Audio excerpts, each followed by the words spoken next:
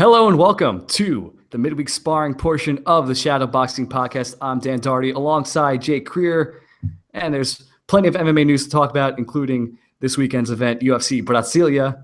But first, last night was The Ultimate Fighter 24, the latest episode. Quite a big upset, Jake. You watched.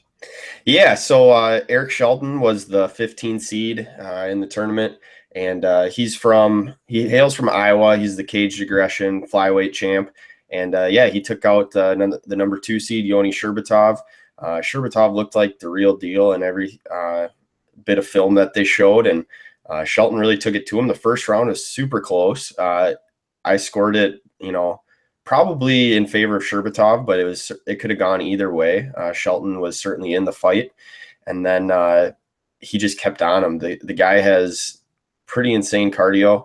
And then he ended up taking his back. He kind of made Sherbatov gas out, and he had just a real nice transition. He just kind of kicked his legs out from behind and then locked in the choke, and Sherbatov went out. So huge win for Eric Shelton, and definitely continues this great season of Tough 24. And it was the second big upset of the season. We've seen the 4 seed go down in Damasio Page last week, and now down goes the 2 seed, and the 1 seed wasn't far from losing either. So it's a pretty crazy season. And like Dana White always says, anything can happen in MMA.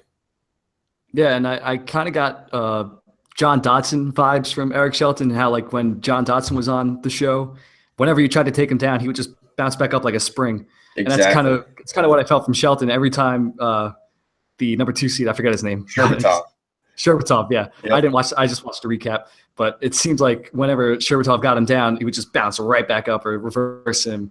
So pretty impressive stuff from Shelton. Yeah, so not only that, he just had great takedown defense in general. I mean, he did, like you said, he did get taken down. He'd get back up, but he stuffed it a bunch of takedowns too, especially in that second round. I think that kind of, got the momentum on his side. Sherbatov went out for a takedown, perfect sprawl, and from there it was all Eric Shelton. So who's up next week then for the show? So I think it's the 7 versus 10 matchup. Jamie Alvarez, I think is his name, the 10 seed on Cejudo's team. He's a ATT guy. And then the other guy, the 7 seed, I'm blanking on his name right now. His name is Ronaldo, but it was hilarious. Cejudo was calling him Rafael, and he totally blanked on his name. And that kind of ticked off Ronaldo, and or Ronaldo if we use the Portuguese pronouncing. And but yeah, so he's actually I think the striking coach for Jose Aldo and Henry Brow. Yeah, well, I suppose Brow too, but what's her name? Last coach who just fought you and Jacek. Oh, Claudia. Yeah. So yeah, he's got a good striking background, and it should be a good matchup. I'm taking the 7 seed Ronaldo, but we'll see how it all pans out. And that sounds awesome. This is a great season. Yeah, for sure. Yeah, doing good things. Wish I had the views though. Yeah. And, hey, what are you gonna do? But some big news going on, or at least rumblings, you could say. This whole Khabib, Eddie Alvarez, Conor McGregor situation. They're trying to figure out the main event for UFC 205. Right now it has Woodley and Stephen Thompson as the headlining fight, kind of, because it's the only title fight. But they're trying to get Conor McGregor on the card, and it's kind of a messy situation with someone's asking for more money, but we don't know who's asking.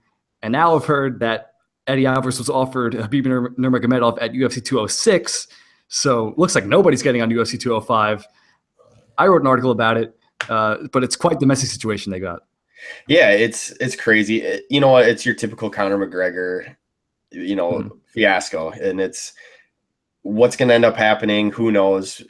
We are going to find out Tuesday, though. That's the beauty of it. We don't have to speculate too much longer. Mm-hmm. Next time we're doing our podcast, we should have some answers.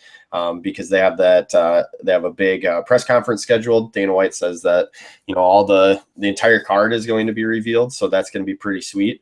One fight that hasn't really been talked about, but my dark horse pick that's going to end up on this card is I think you and Jacek and Kowalkiewicz I would be in love. That might end up on there. We haven't heard much from Joanna Champion in a while, and she's seemingly healthy, and it makes sense. Why not go 3 title fights? It's got to be a big card. They kind of had a dud in UFC 200, or at least not to the standards that they hyped it up to be. So they got to make this big, and so far the names that they have out there, it's not impressing people. There's a lot of people upset that they're not doing justice for New York's debut. But in the past, both Kavakovic and Jędrzejczyk have expressed a lot of interest in fighting in New York. So exactly, hopefully that happens, because I love that fight. Exactly. Yep. Polish killers going at it. So yeah, as far as that weird triangle we got going at 155, quite honestly, I think it's still going to end up McGregor and Alvarez for the belt in the main event, and Khabib might be the odd man looking out. Yeah, I'm kind of trying to figure out who was the one that was asking for more money, because that's what the report was, that one party asked for too much money, and that's how the negotiations were kind of stalled. Yeah, and then Alvarez missed. There's that report where Alvarez missed the signing, the timing of it in order to get it done in time. So I don't know. It's a mess right now, and they could just be doing it to get people talking about it. It wouldn't be a shocker to me if they can get it. They'll have it figured out by Tuesday, though. So that's the beauty of it. And then Conor McGregor did his whole cryptic tweet thing where he just tweets out, "Beg me." Yes. Yep. That's classic. What does that mean? I don't know. Who's begging who? I can't figure this out. I hope Khabib fights someone. Yeah. As long as we get Khabib fighting somebody, we're okay. And moving on, we got some other news. I have a bone to pick with the UFC here with this whole Cyborg situation. She had about 20 pounds to cut with about a week left. And it's this arbitrary is the right word. This arbitrary weight, 140 pounds, not a real weight class. And there is no weight class for Cyborg. So not only are they not having her fight a 135er and having it be like a super fight thing, they're signing a 145er from outside the UFC to fight her at 140. I don't get it, man. It doesn't make sense, because the only reason the 140 should happen is if she fights, like, I don't know, Amisha Tate or Holly Holm, something like that. Fighting somebody who is naturally 135. But yeah, don't sign someone else. Yeah, it's a weird situation. I don't know why they're making her, now at least she got that extra pound. That was kind of a discrepancy throughout the week. Yeah. She tweeted today that she confirmed it, that she gets 141, the normal weight allowance of the 1 extra pound. But why wouldn't there be that weight allowance, even though it is a catch weight bout? Like you said, it's catch weight. It's not a weight class. So there shouldn't be these extra stipulations that are being placed on her. And it's, if that is true that she just found out, that's even more to stir the pot, that less than 24 hours until her weigh-in, and she's finding out now that she gets that pound. That's not the way it should be. So yeah, a lot of people upset about that this week, and when push comes to shove, hopefully she makes weight, and we get that main event on Saturday, and it's just going to be another victim, I think, in Cyborg's hat. And she's taking birth control too. What is going on with this whole situation? I don't get it. But hey, and Landsberg said also that she's not fighting at anything that's above 140. Okay. So she's putting her foot down and having Cyborg make the weight. So if that happens, does that mean we have our Felipe Nover main event? Oh boy! If she doesn't make weight, that is a next Anderson Silva himself. You bet. All right, what else is going on? Am I forgetting something? The Amanda Nunes we were talking about. Yes. So yeah, Amanda Nunes has kind of been saying she's got her next fight close to being lined up, and all signs are pointing to Ronda Rousey comeback, and possibly before 2017 even. So if they can get that fight signed, we might see Ronda back here on New Year's Eve weekend. Yeah, there are those rumblings where, like, there's this Ronda news where she's still not going to fight in UFC 205, so that's off the table. and then the December date is what everyone's looking at the December 30th card, that New Year's Eve. So that is that 207? Would that be? Yes. Yep. 207. Yes. And that, right now it's looking to be a better card than 205, which is supposed to be the big one for NYC. Mhm. But we're still a few months out, so a lot of speculation. We'll just see what comes about here.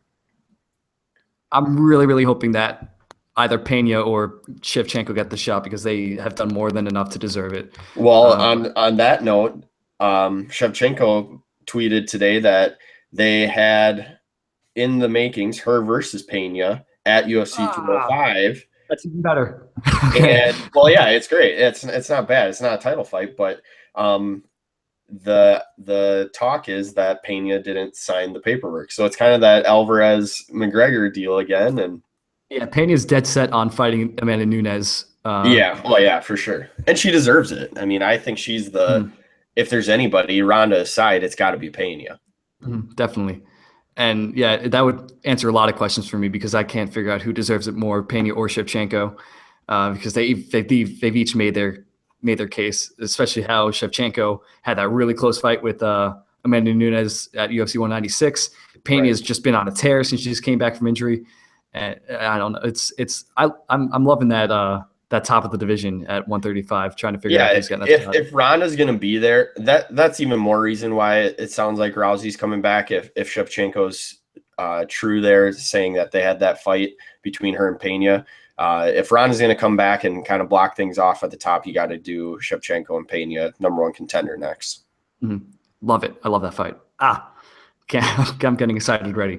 And speaking of fight announcements, or announcements of announcements, Rafael Assunção said he has a fight, and we are kind of speculating that it's going to be Aljamain Sterling at UFC 205, and that's a fight that he's wanted for a long time. He's had that stare down picture for a couple years now, so he's been waiting for that fight to come along. Yeah, that'd be a great fight too, and like we were talking, how both guys are still definitely in that title picture at a ridiculously stacked 135-pound weight class, but they both are coming off a loss, so it makes sense. Yeah, definitely. And I would love to see Aljo's wrestling against Assunção's jiu-jitsu, because Aljo, I think he has some of the best grappling in that division as a whole. That funk jitsu, as he calls it. Oh yeah. He hit an arm triangle from the bottom. I've never seen that before. He hit Takeya Mizugaki from guard with an arm triangle. That's incredible. It's pure strength. He's a strong dude. He's got power to him. Yeah.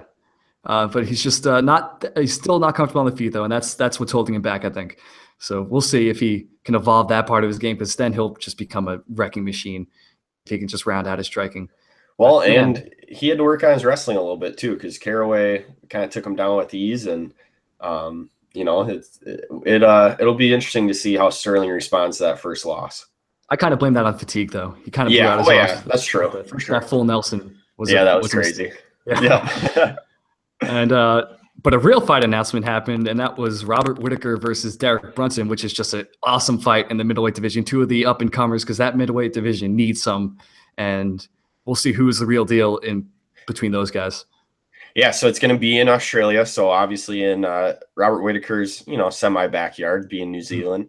But I saw a stat today. Derek Brunson, in his last 4 fights, I think has taken 6 significant strikes he's eaten. 4 fights combined. Everybody gives, Damian Maia so much credit for not taking any damage. That's impressive, especially looking at the guys he's fought, especially Uriah Hall this past weekend. Yeah. And, how crazy of a striker he is, to be able to go in there and really dominate him in quick fashion. He's been not, he hasn't fought the best of guys, really. He was asked for a title shot, totally out of his league at this point, but hey, why not try to make some noise? And it got him a quick fight here. And if he can win that against Whittaker and down in Australia, that's going to be a huge step up the ladder for Derek Brunson.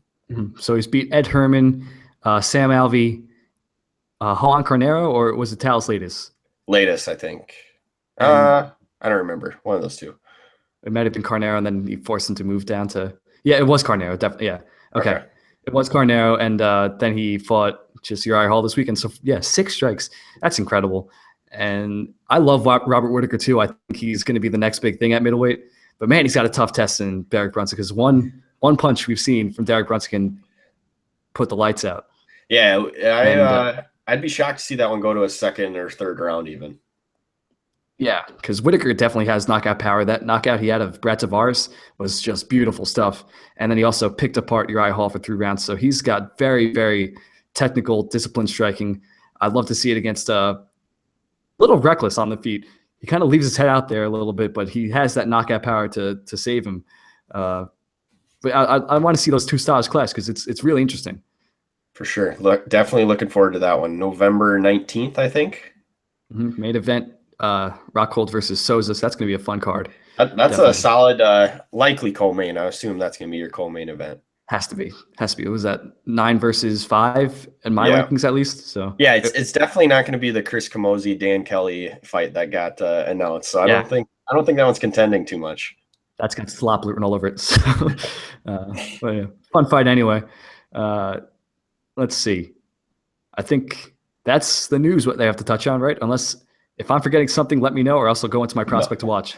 No, I say let's move on to that prospect. But first, have you noticed this shirt I've got on today? Just about to bring that up. I think we should maybe touch base on that real quick. No, let's not. Let's not though. So I was pretty angry at the end of that game. Not gonna lie. Yeah, rightfully so. That's all right. Yeah. Offense not working as it should, as usual. But whatever. What are you gonna do? Congratulations in Bradford. So moving on, let's hear who's your big prospect.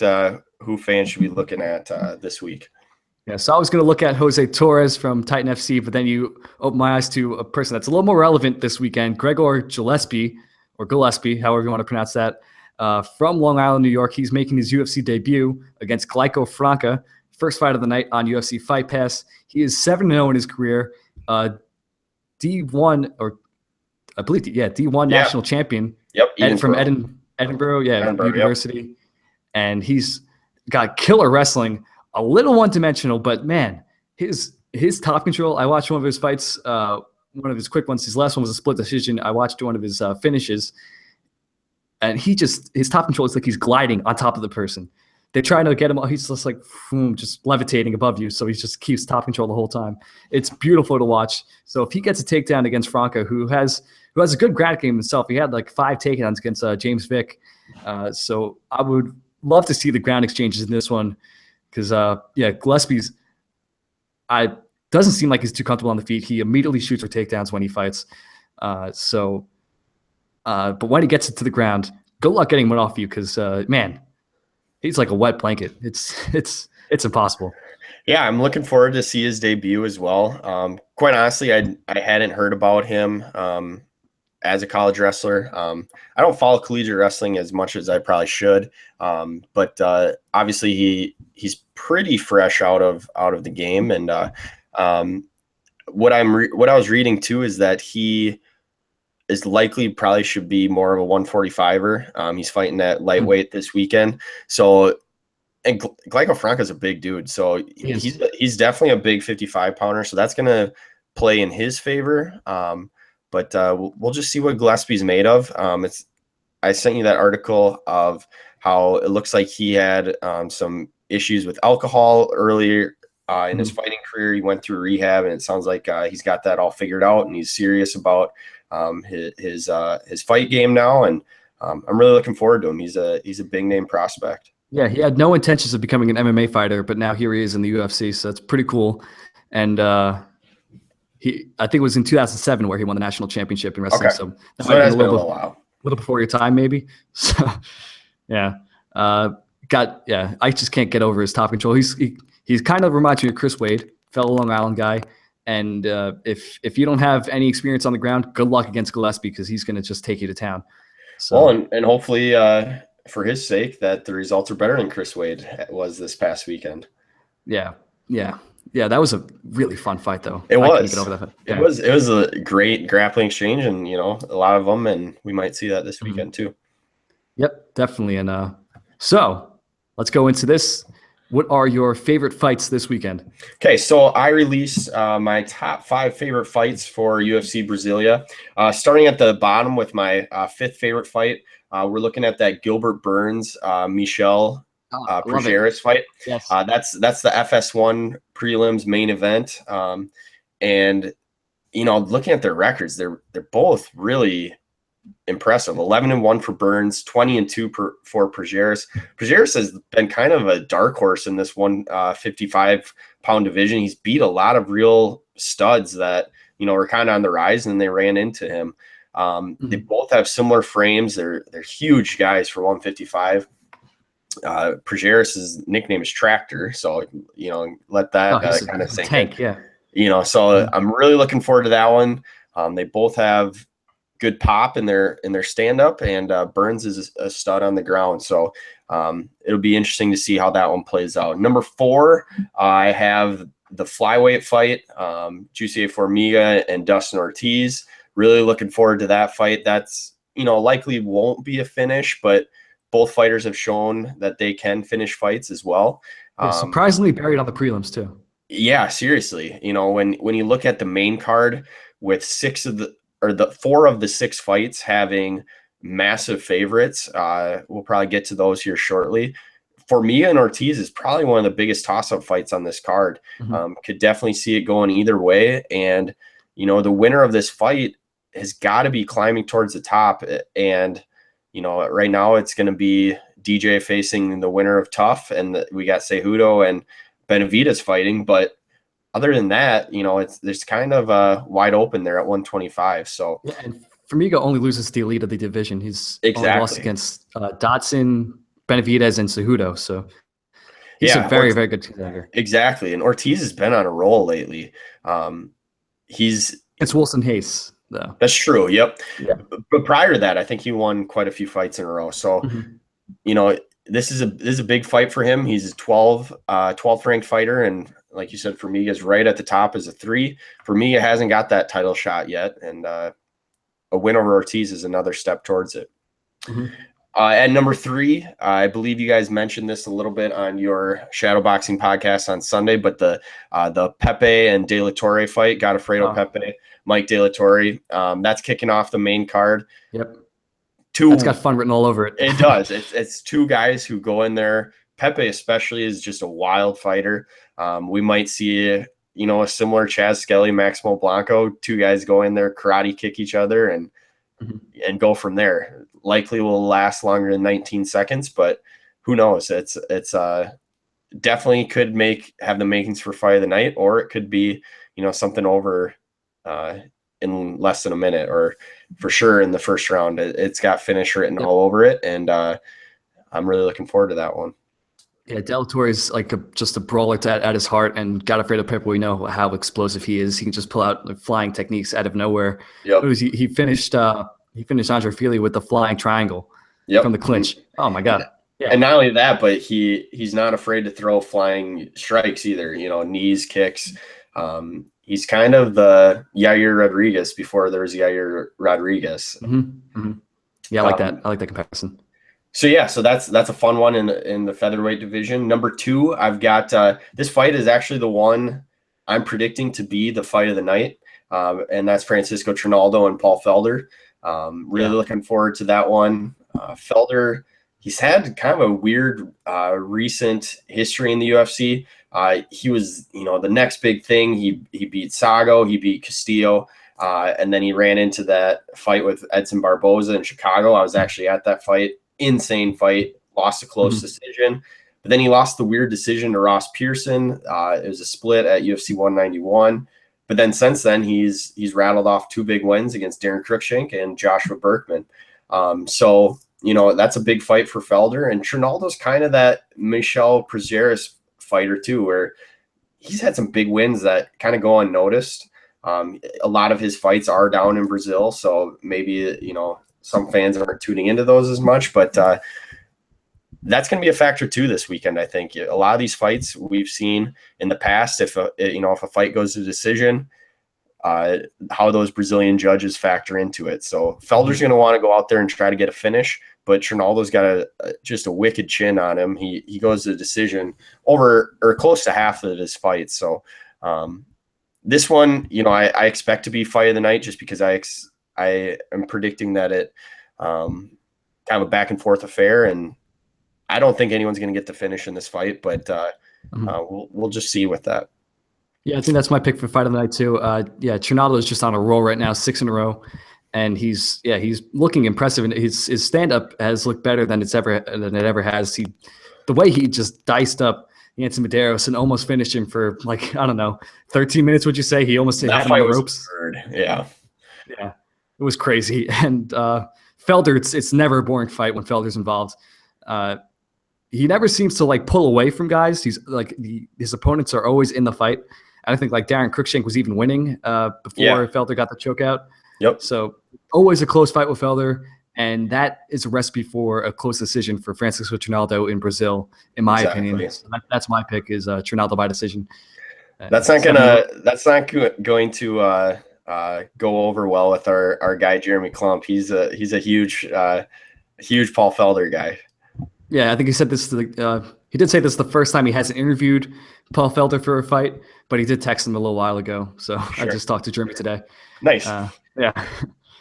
And my top fight is the Fight Pass headliner, the spotlight fight is Alan Patrick and Stevie Ray. I'm a huge Stevie Ray fan. The guy has just been insane in his how many fights has he had? 3 or 4 in the UFC already? I think it's 3. 3. Yep. So he had 2 finishes, knockouts in his first 2 fights. Went to decision with Mikel Lebu in his last fight, but he really did dominate him. It didn't seem like he was ever really in trouble. This is, I would say, is probably his stiffest test. Alan Patrick is a dangerous fighter. Only has 1 loss on his record, and he's been known to have some big finishes himself. The one in particular was, I think, probably his debut against Garrett Whiteley. I think he had that was 1 minute. Yeah, it was a flying knee knockout or something. It was devastating. I should remember. Oh yeah. Mm-hmm. It was very quick. Yeah, so he's got a win over John McDessie. Lost to Mairbek Taisumov, but no shame in that. Everybody loses that guy. Except for the guy we talked about earlier, Mikel Prazeres actually beat Mairbek Taisumov, which is impressive. Exactly. So that's a really fun fight, and you can argue it's buried in the prelims, but they've been doing a really nice job with these UFC Fight Pass spotlight fights. So I've really enjoyed it. I wrote that article on it earlier this year, and they do a really nice job of balancing out the card in that way and rewarding us Fight Pass users. Yeah, definitely. If it doesn't have a big name on it, it's got a great matchup. So I think the only dud was Sean Strickland versus Tom Breeze. I think that's the only Fight Pass dud I can remember.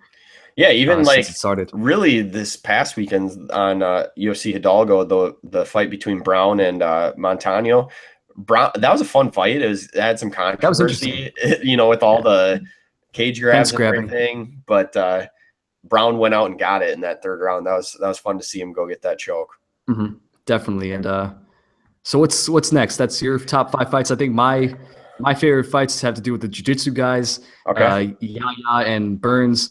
I love Burns versus Prazeres. I think Prazeres loves to take guys down. He's not much of a submission guy. He's more of a control guy. Yep. Whereas Burns is like a jiu-jitsu wizard. He's had a couple of medals under his belt, and he had that armbar in his last fight against Lucas Sajewski in July. Yes. Yep. And that was actually the first non-choke submission in 2016. Correct. Believe it or not. So that was really cool. He got that from the back, and you don't see that often enough, guys going for arm bars from the back. But a guy like Burns can do that. And I think I meant from back control. You know what I mean? Right. Yeah. Yeah. I remember that fight. Yeah. So I think Prazeres will try to take Burns down, and that's where it gets really fun for me. How Prazeres' control will fight against Gilbert Burns' just beautiful jiu-jitsu work, because he's just a wizard on the mat. And same thing goes for Ronnie Yaya versus Michinori Tanaka. Yaya has a win in EBI. He won 1 round. He got eliminated in the second, but he's always been a featherweight division as far as jiu-jitsu goes. He's back in the WEC days. He's been making noise, and you were at his last fight against Matthew Lopez, where Lopez was looking good, and then the third round, Yaya just took over with his jiu-jitsu and overwhelmed him. And so Yaya's always he's been around for a while. Yeah, he's always fun. He's won 6 of his last 8. I was just looking, and the percentage he's got 77% of his wins by submission. So the guy goes for it. You know, he has 22 wins. So he's always really fun. He's an old vet, but it wouldn't surprise me one bit if he goes and gets a sub again against Tanaka. Yeah, and he's been a force in the featherweight division since 2007. Been around, and so I love watching him do his work on the ground. I'd like to see him try EBI again, because that's where you really prove yourself. And Joe Soto made it to the finals in EBI, so you never know. Let's see, another fight I like. I do like that flyweight fight. There's some fights I don't like on this card, like Thiago Santos versus Eric Spicely. I don't know what is with that fight. Just want to talk about that for a little, because it's really strange. Spicely, he made it to the semifinals on the Ultimate Fighter, but he didn't do it impressively at all. And then he got wrecked by Sam Alvey, got choked out by Sam Alvey in Sioux Falls, and didn't have a fighter's chance in that fight. And now they're just feeding him to the wolves. I don't know if somebody in the matchmaking department has something against him or what. Thiago Santos is one of the most dangerous fighters at middleweight. And he's even more dangerous now, because if you look at a picture of him, he's got a new tattoo. He's got like a giant Thor hammer, and Mjolnir is like literally on it, like Brock Lesnar style on his chest. It's ugly. It's so bad. So I don't know if he's going for that look or what, but hey, it's gonna give him the power, and it'll be another scary one for Spicely.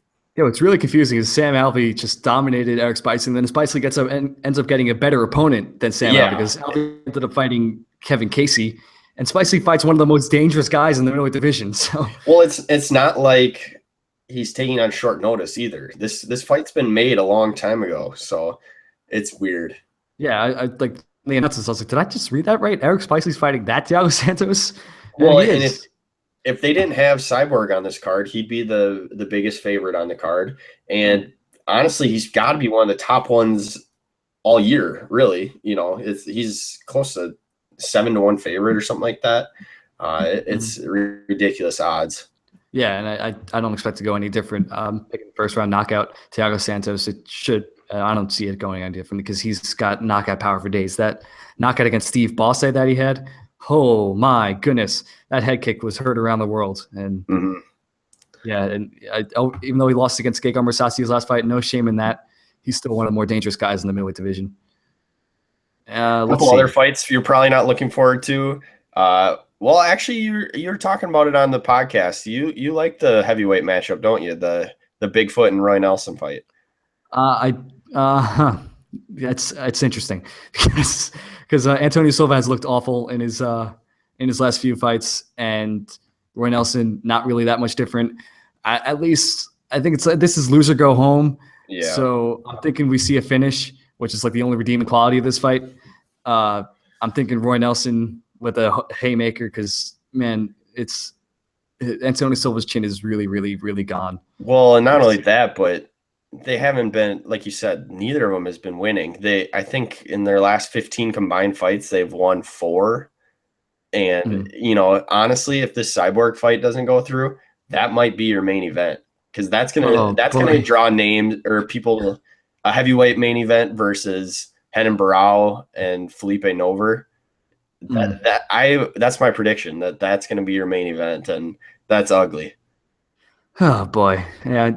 It's they're at the end of the road, but they're still ranked, because that's what heavyweights. That's the state of the heavyweight division, I'd say. And man, Roy Nelson versus Antonio Silva, that's happening in 2016.